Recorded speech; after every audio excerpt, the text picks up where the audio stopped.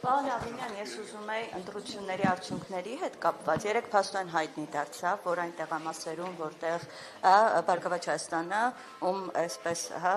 մի տոկոս էր շատ փոքր է մնացել վրանցնի խորհրդարան, այն ընտրատեղամասերում, որտեղ բավականին ձայներ էր հավաքել, այնտեղ անվավ էր ճանաչվեց, իրենք պնդում են, որ դա հատուկ քաղաքական հաշվարկ է, այդպես են, հակադարձում, այնպես եք ուզում անեք, որ Բարգավաճ Հայաստանը չանցնի, որպեսզի մեծամասնության այնտեղ դուք խնդիրներ չունենաք։ Ինչ կասեք այս մասին, ինչ գնահատական ունեք։ Ես ընտրությունների մասին մի կարևոր բան կասեմ, որը որ կարծում եմ ամենակարևորն է արձանագրելու տեսանկյունից։ Վերջին 8 տարիների ընթացքում առաջին անգամ Հայաստանի Հանրապետությունում ընդդիմությունը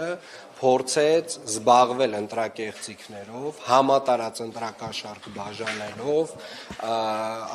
կազմակերպելով այլ երկրներից մարդկանց տեղափոխումը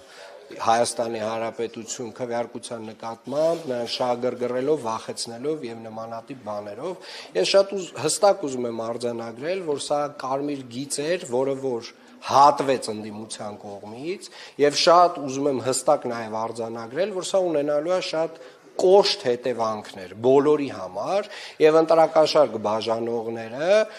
արմատախիլ են արվելու այս երկրից եւ իրենք դեռևս չեն պատկերացնում ինչա իրանց սպասվում։ Սա մեկ, կներեք, օրենքի ուժով ամենակներեք ես կավարտեմ հեսա։ Օրենքի ուժով ամենախիստ եւ ամենահնարավոր ամենախիստ պատիժն է իրանց սպասվում։ Ես հստակ ասում եմ, այն ինչ որ լինելու է իրանց հետ, թող լավ պատրաստվեն դրան։ Ինչ վերաբերում է ձեր մատնանշած հարցին, եւ ասում եմ, սա շատ կարեւոր է արձանագրել, որովհետեւ վերջին 8 տարիների ընթացքում մենք այնուամենայնիվ ունեցել ենք ընտրություններ հարաբերականորեն ազատ, անկախ եւ ժողովրդավարական։ Վերջին ընտրությունները ու հələ մի հատ էլ որ ընդդիմությունն է խոսում ընտրակեղծիքներից կամ նմանատիպ բաներից բողոքում է, իրոք տենց մարդկանց դեմքներին ժպիտ առաջացնում, գյուղերով ընտրակաշառք են բաժանել ու միակ բանը որ կարող են իրենք բողոքել, միակ բանից որ իրենք կարող են բողոքել, այդ այնա որ իրենք փողը տվել են ու իրանց չեն ընտրել մարդիկ։ Կներեք ավարտում եմ։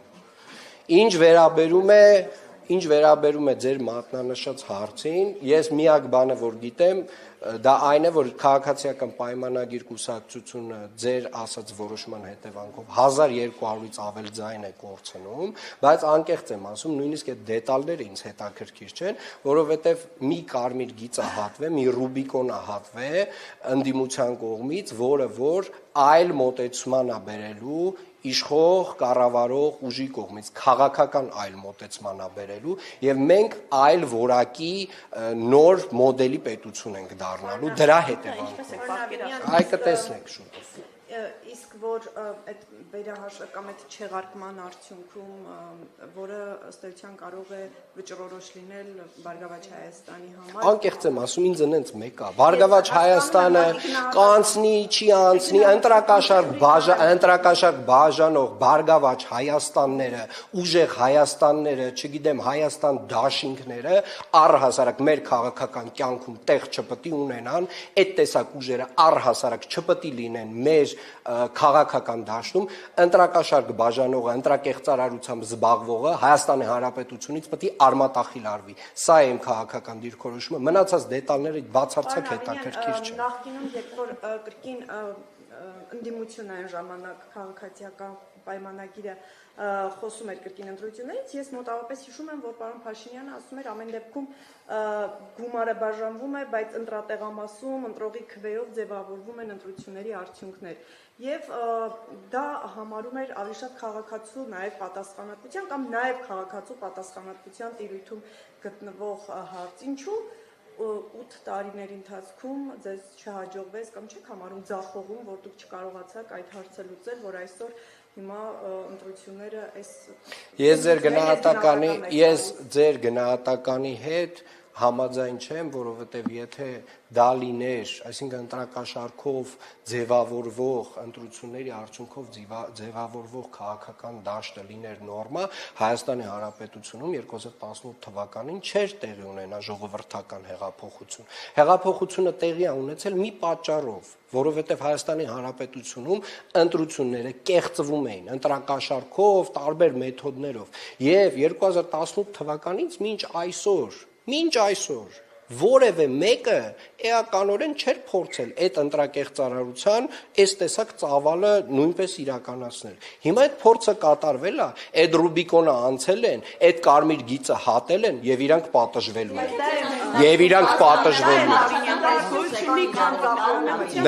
Նրանք առհասարակ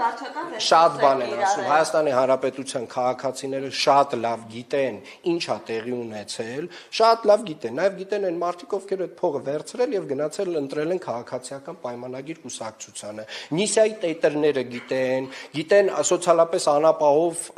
մարդկանց ցուցակները ոնց են իրար մեջ բաժանել եւ առհասարակ նաեւ ուզում եմ մեծ շնորհակալություն հայտնել մեր իրավապահ մարմիններին, որոնք որ իհարկե գործել են, բայց ծավալը այնքան մեծ է եղել, որ նույնիսկ նրանք չէին կարող այս ամբողջ ծավալը փակել։ Եվ կրկին անգամ ուզում եմ հատուկ շեշտել բոլոր ընտրակաշառատուները, ընտրակեղծիքով զբաղվող անձինք նոր հետաքրքիր իրականության մեջ են։ Պարոն Ավինյան, կներեք, համար, որ կառավարությունը 10,000 դրամով բարձրացրեց թոշակները, դա էլ ձեր ընդդիմախոսներն են համարում, ընտրակաշառքի միջը։ Գիտեք, կարելի է, ես չեմ բացառում, որ մեր ընդդիմությունը ունի իրավունք ապուշ լինելու եւ կառավարության փաստացի պարտականությունները վերագրի որպես ընտրակաշառք։ Կներեք ավարտեմ։ Հայաստանի Հանրապետության կառավարությունը 2018 թվականից սկսած 8 տարվա ընթացքում գրեթե ամեն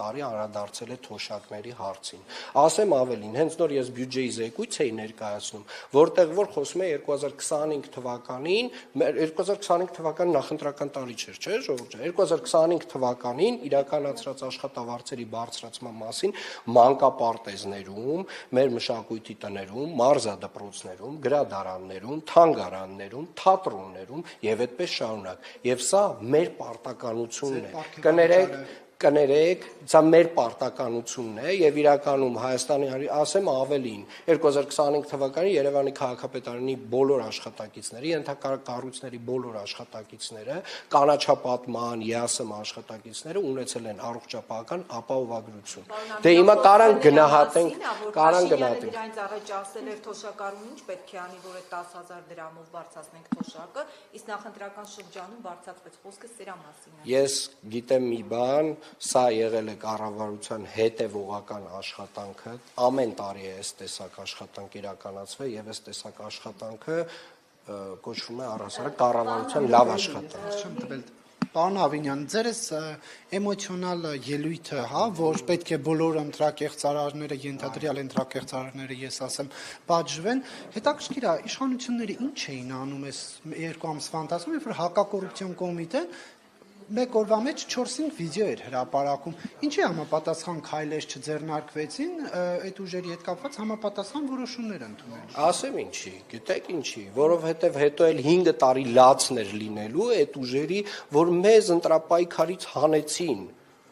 Թող մնային ու այ հենց ասենց պետք է իրանք պարտվեին ընտրությունները, ընտրակաշառք բաժանելով պետք է պարտվեին, որ բերանները նույնիսկ լեզու չմնար։ Ու հիմա բերանները լեզու չի մնացել։ Եվ այո, նրանք պատժվելու են համակարգային եւ Հայաստանի Հանրապետությունից ընտրակաշառք բաժանողների տեսակը վերանալու է։ Շնորհակալություն։